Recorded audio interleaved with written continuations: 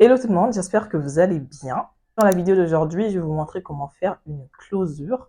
Encore une fois, toutes les techniques qu'il faut savoir. Donc, ça sera vraiment une vidéo bien détaillée. J'ai déjà fait une vidéo l'année passée, je pense. Malgré ça, il y a encore des gens qui n'ont pas toujours bien capté la chose.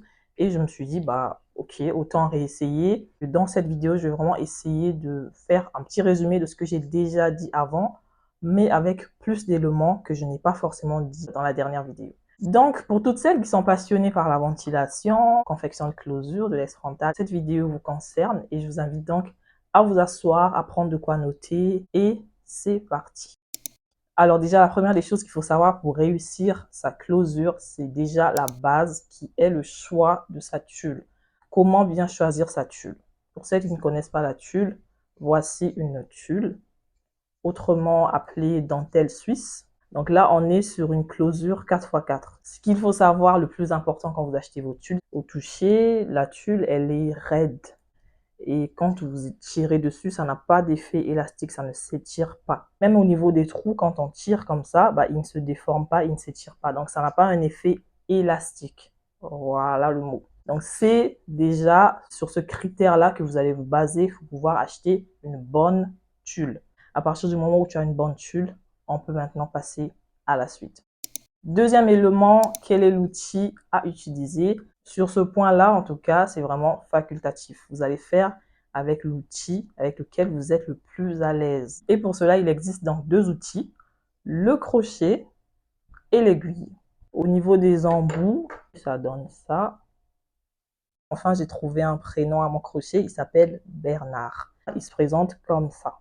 C'est sa petite ouverture et son truc pour pouvoir fermer et faire un nœud. Donc, voilà ce que ça donne au niveau des embouts des deux. Donc c'est vraiment à vous de choisir lequel utiliser. Il n'y a pas forcément un meilleur outil. Pour certaines personnes, pour avoir un effet vraiment closure pro, etc., il faut partir sur une aiguille. Mais moi, je vous dis que c'est complètement faux parce qu'au final, ça vous donne les mêmes nœuds et vous pouvez faire ce que vous faites avec ça avec un crochet. Mais je tiens à préciser qu'il faut partir sur un crochet très fin pour éviter de vous faire des trous sur la tulle. Et comme vous le savez, je suis de la team crochet. Pour celles qui me suivent de près, même qui suivent ma page business, vous arrivez un peu à voir ce que j'arrive à faire au niveau des finitions de mes nœuds, etc. Comment ça se présente. Et je pense que vous voyez bien que c'est faisable. C'est totalement faisable. Il ne faut pas forcément partir sur une aiguille pour pouvoir faire certaines choses. Je vais prendre mon propre exemple. Je ne suis pas du tout à l'aise avec l'aiguille.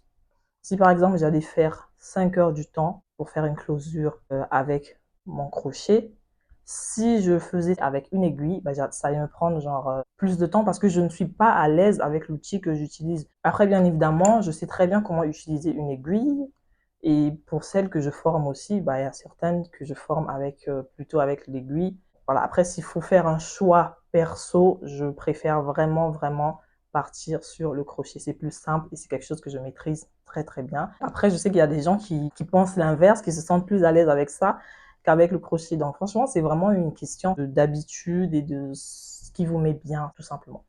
Donc voilà. Une fois que vous avez déterminé quel outil utiliser, maintenant, on peut passer à la fameuse étape des nœuds. Le petit mécanisme sur comment tu vas accrocher tes cheveux sur ta tulle, c'est de ça qu'il s'agit maintenant. La fameuse technique qui casse la tête à pas mal d'entre vous. J'ai essayé d'expliquer comment le faire.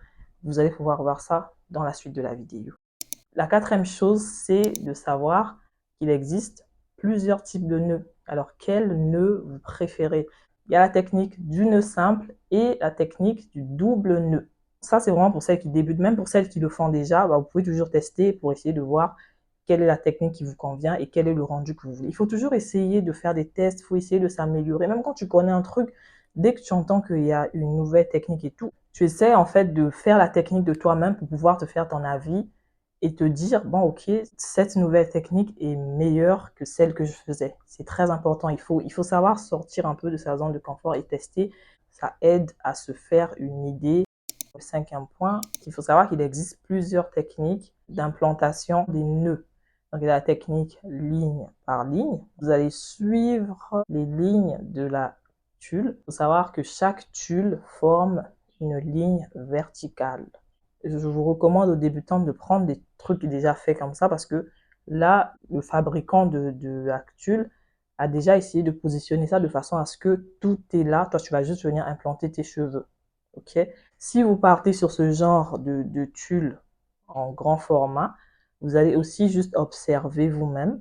Vous savez que comme ça, les lignes, elles sont verticales et comme ça forme des lignes horizontales. Et vous allez positionner ça de façon à ce que ça forme ces espèces de lignes verticales.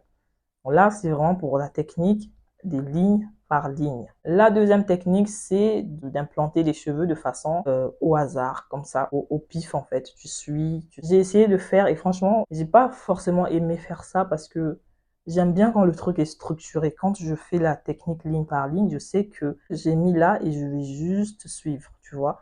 Or que quand tu fais ça de façon au hasard, tu peux commencer par là et après tu te retrouves ici. Quand c'est pas structuré pour moi, j'aime pas. Et même au niveau du fini, je trouve que le résultat, il est beaucoup plus beau. D'ailleurs, vous allez voir le résultat final. Après, il y a des gens qui préfèrent mettre ça vraiment de façon un peu au hasard, comme ça, sans forcément partir sur des lignes. C'est joli aussi, mais pour une personne qui a... Il faut savoir que moi, j'ai vraiment le sens du détail. J'aime vraiment faire attention à tous les petits détails. Et moi, ma technique, c'est vraiment ligne par ligne et ça restera ça. J'ai commencé par la technique au hasard, donc tu implantes les cheveux un peu de façon éparpillée. Et j'ai finalement découvert la technique ligne par ligne et je l'ai adoptée à vie. Parce qu'au moins tout est structuré et je sais à peu près ce que je fais. J'ai mon petit plan. Après là, c'est vraiment personnel et c'est à vous maintenant de voir quelle technique vous convient. D'où je reviens encore sur le fait que c'est toujours bien d'essayer tout, histoire de pouvoir vous dire, ah finalement mon truc, c'est ça. Encore une fois. C'est tellement beau en fait quand tu fais et tu vois ce que tu fais, tu te dis waouh, c'est beau, c'est propre, c'est structuré et ça te motive à continuer. Seuls les passionnés pourront comprendre ce que j'essaye de dire. Donc là maintenant que j'ai fait le tour sur les petits éléments à prendre en compte pour pouvoir faire une closure, je vais donc sans plus tarder vous laisser avec la suite de la vidéo et je vous retrouve à la fin pour la petite séquence conseil, comme toujours. Ok, let's go. Ok, comme je l'ai dit au début, on va partir sur une closure 4x4 avec mon petit crochet, donc Monsieur Bernard. Et je vais donc partir sur un tissage que je vais venir couper. Et bah, vous allez juste venir prendre une petite partie que vous allez couper comme ça. Et ensuite, vous allez venir vers le bas et tirer tous les petits cheveux qui sont un peu plus courts que le reste. Parce que quand vous les laissez, bah, au moment de la ventilation, c'est un peu chiant parce que ça va rater à chaque fois de faire des nœuds. Donc vous tirez vers le bas comme ça et ensuite vous prenez un petit peigne et vous essayez de peigner toujours en ramenant vers le bas et vous voyez bien que il y a une petite touffe de cheveux qui s'enlève, donc tous les petits cheveux vont s'enlever et voici ce que ça vous donne. Donc voilà la petite touffe de cheveux qui est partie. Ensuite, bah, je vais venir mettre un petit papier sur ma tête à perruque et je vais venir fixer ma tulle avec des petites épingles en fer comme ça, toutes fines, que je vais mettre un peu partout, mais il ne faut pas non plus trop serrer. Ensuite, bah, je vous invite à venir observer votre tulle et vous voyez bien les petites lignes qui se forment. Donc là, c'est pour partir sur la technique ligne par ligne. Voici le petit paramètre avec le crochet, donc il s'ouvre comme ça et il y a son petit embout qui permet de fermer afin de tirer la mèche et faire un nœud. Alors, pour faire un nœud, bah, je vais venir faire entrer mon crochet dans ma tulle sur une ligne et je vais venir prendre un peu de cheveux. Le nombre de cheveux c'est facultatif, ça dépend de vous. Je pense que là j'en ai pris 2 ou 3. Ensuite vous passez ça comme ça et vous venez sur le petit crochet, vous faites rentrer le reste de la mèche et ensuite vous tirez et voilà que ça forme un nœud. C'est reparti. Je fais rentrer le crochet dans un trou, toujours sur la même ligne. Ok, je fais rentrer le crochet tout doucement dans un trou. Ensuite, je viens prendre quelques mèches. Je tire vers l'arrière. Je passe la petite mèche derrière le petit bâton. Ensuite, je viens accrocher la mèche dans le crochet et puis je ramène le tout vers l'arrière. Le bâton, il va se fermer automatiquement pour faire passer la mèche au milieu et former notre fameux nœud. Franchement, c'est hyper facile. Regardez vraiment les images et concentrez-vous sur le son de ma voix. C'est reparti pour une troisième fois. Donc, on fait rentrer le crochet dans un trou. On vient prendre un peu de cheveux. On ramène vers l'arrière. On fait passer cette mèche derrière le petit battant. On vient prendre la mèche sur le devant, on la met dans le crochet et ensuite on ramène vers l'arrière. Le battant, il se ferme automatiquement pour faire passer la mèche au milieu et former un nœud. Voilà à peu près ce que ça donne. Donc voilà à peu près ce que ça donne au niveau de la technique ligne par ligne. Vous devez espacer chaque ligne d'une ligne. Donc là, j'ai 4 lignes et au milieu, il y a aussi des lignes qui créent des petits espaces. Et voici ce que ça donne sur la technique d'implantation au hasard. Vous voyez qu'il n'y a pas de ligne et même au milieu, il y a des cheveux. À vous de voir ce que vous voulez faire. Là, c'est de façon éparpillée et là, c'est par ligne. Maintenant, donc là, on part sur un nœud simple. Vous faites comme j'ai expliqué au début. Vous ramenez vers l'arrière et hop, ça vous fait un nœud. Donc là, on est sur un nœud simple. Pour le double nœud, vous allez prendre la mèche, faire comme on a fait. Ok, vous faites ça. Et ensuite, au lieu de tirer, vous allez encore remettre dans le crochet et tirer pour que ça vous fasse un double nœud. Donc, c'est vraiment le processus un peu fois double. Double nœud, nœud simple. Donc là, c'est un nœud simple. Tout simplement, on accroche et on tire une bonne fois. Ça fait le nœud.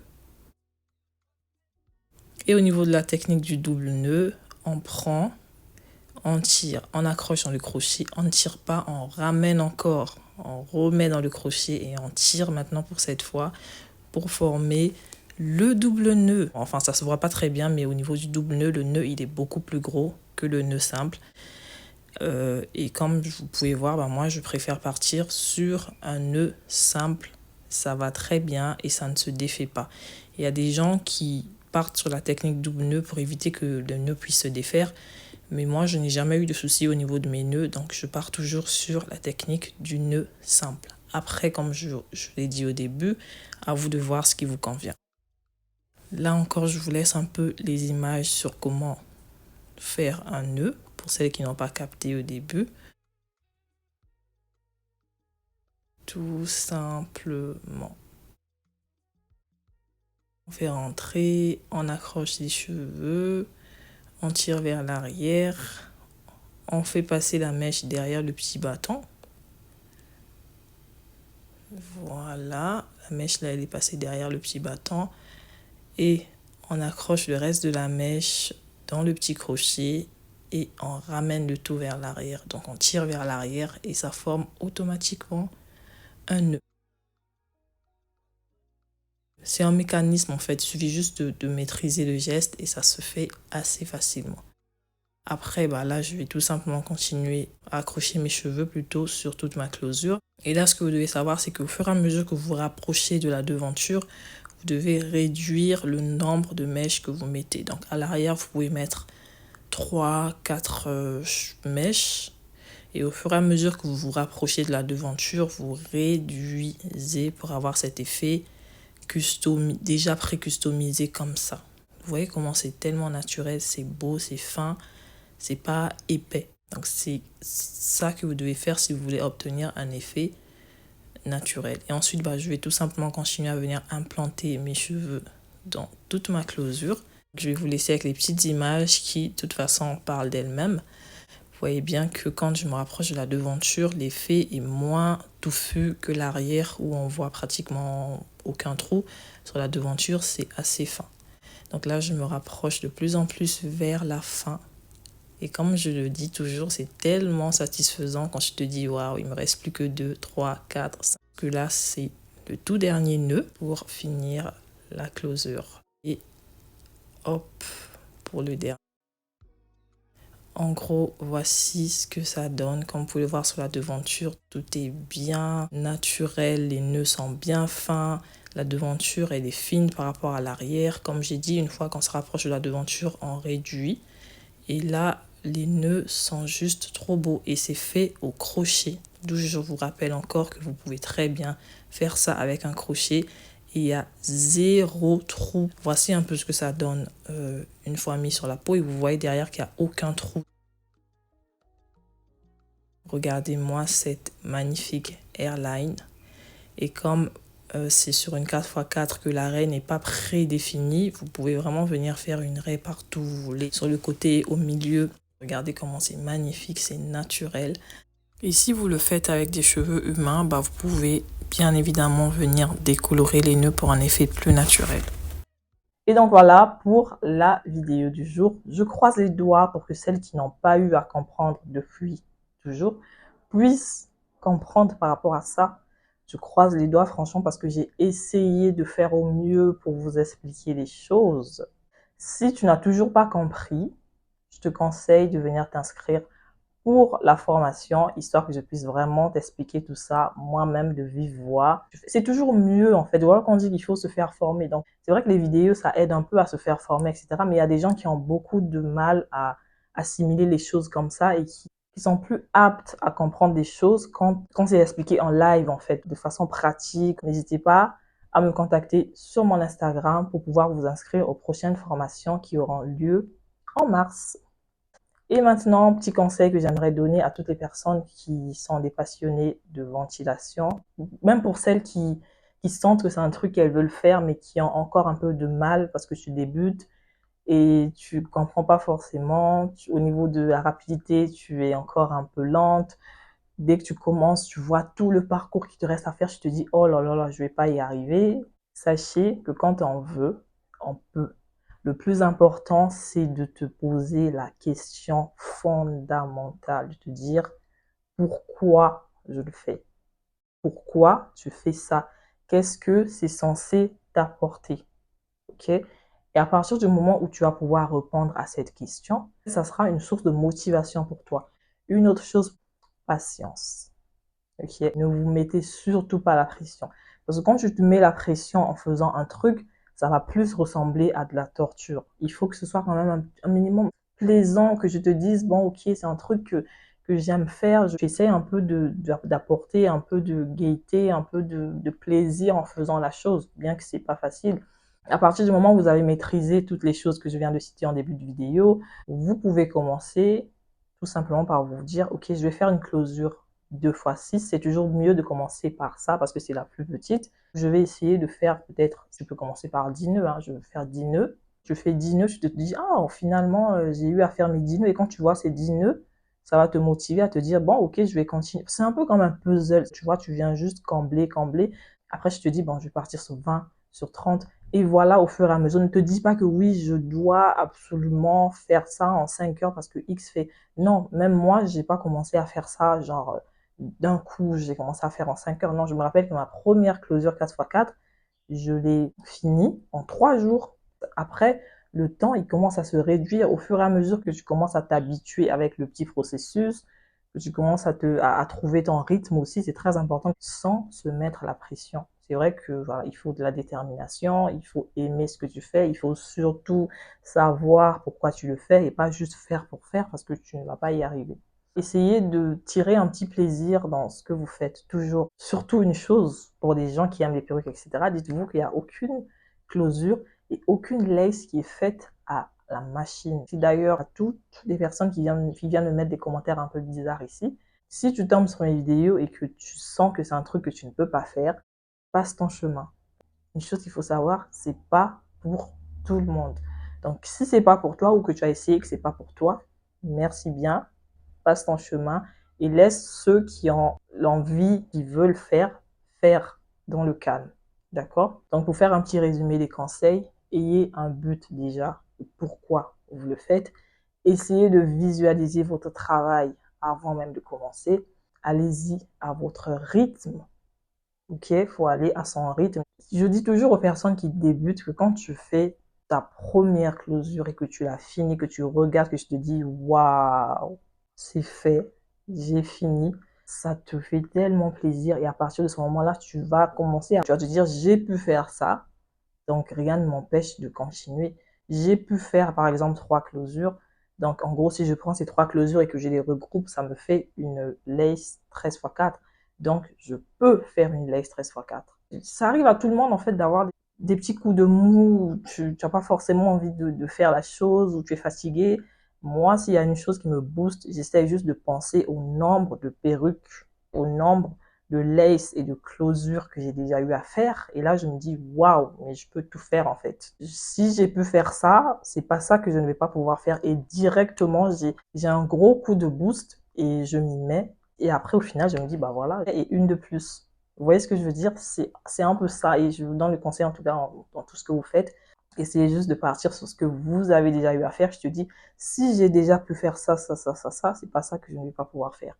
Et ça va vraiment vous motiver, vous donner la force nécessaire pour pouvoir vous attaquer à la tâche sur le moment. Et après, au final, quand vous allez voir que vous avez aussi fini de faire ça, bah, ça sera un réel plaisir. Et c'est comme ça, en fait, qu'au fil du temps, j'espère en tout cas que j'ai été assez claire dans mes conseils. Je suis toujours autant contente de pouvoir voir les commentaires de mes jeunes sœurs, de mes copines, de mes tantines, de mes mamans, etc.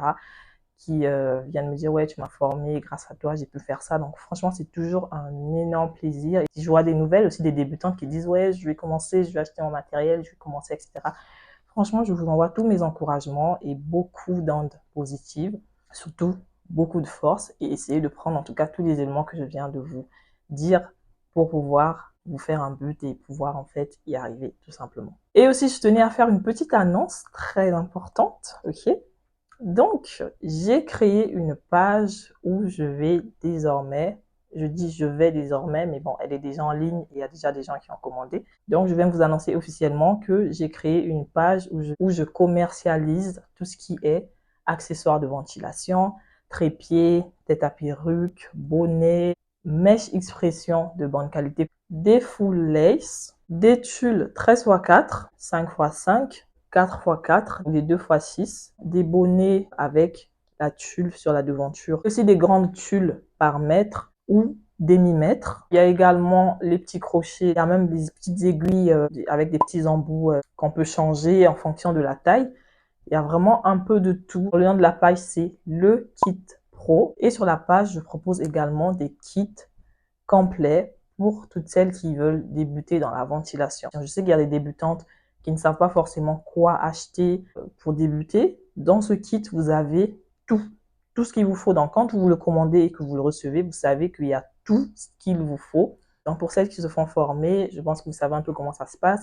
Je vous mettrai le nom de la page dans la boîte de description. N'hésitez pas à les checker pour toutes celles qui sont à la recherche des différents accessoires pour la ventilation ou pour la confection de perruques. Pour celles aussi qui ont du mal à trouver des mèches expression de bonne qualité, vous avez un peu tout là-bas avec les différents coloris. Je fais bien évidemment des expéditions à l'international aux frais du client. Tout est déjà disponible sur la page avec les différents prix. N'hésitez pas à faire un tour et à vous abonner pour toutes celles qui sont dans la ventilation. Et donc voilà, je pense que j'ai fait le tour en tout cas pour la vidéo d'aujourd'hui. Pour toutes celles qui auront encore des questions, n'hésitez pas à me les poser en commentaire. Pour toutes celles qui veulent se faire former, venez m'écrire sur Instagram pour pouvoir prendre vos inscriptions pour les formations du mois de mars. N'hésitez pas à vous abonner, à partager, à liker et à me rejoindre sur mes réseaux sociaux. Sur ce, moi je vous fais plein de bisous et je vous dis à très bientôt pour une nouvelle vidéo. D'ici là, portez-vous bien. Bisous!